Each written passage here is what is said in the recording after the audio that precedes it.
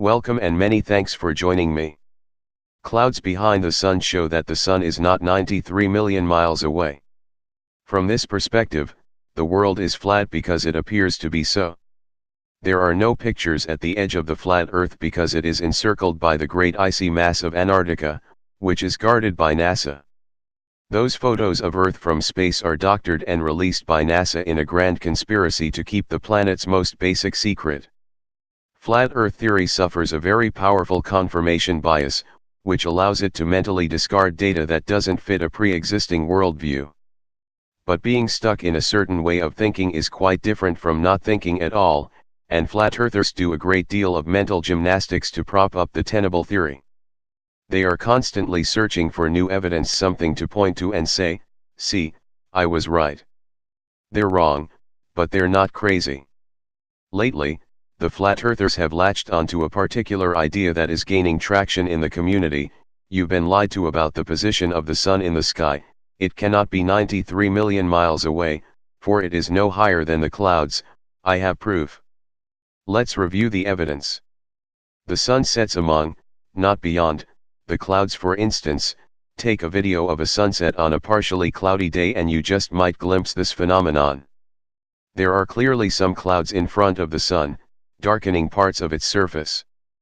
But there are also fainter clouds that seem farther away. They pop out on either side of the sun as if they were running along behind it. It's not hard for a round earther to understand the optical illusion here, that a camera's sensor is not subtle enough to see a faint cloud in front of a very bright sun.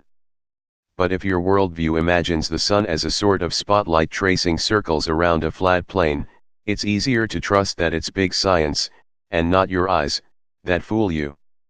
Now, pilots above the clouds are higher than the sun. Here's another head scratcher. Pilots capture video of themselves flying above a sea of clouds with sunlight streaming up from below. If you're already primed to the idea that the sun is quite low in the sky, it's possible to interpret that the sun is almost directly below the plane in these shots, between it and the Earth. Of course, pilots can fly above the sun in a globe Earth model, too. They are not farther from Earth than the sun, but above it in terms of their relative position. If you imagine the planes flying directly on top of a spherical world, and the sun setting over the horizon, of course the sun is lower than the pilots and the clouds below them. The bright clouds below the plane are an indication of how close the sun is, and how powerful its rays are, and how good a job clouds do at reflecting and scattering that light.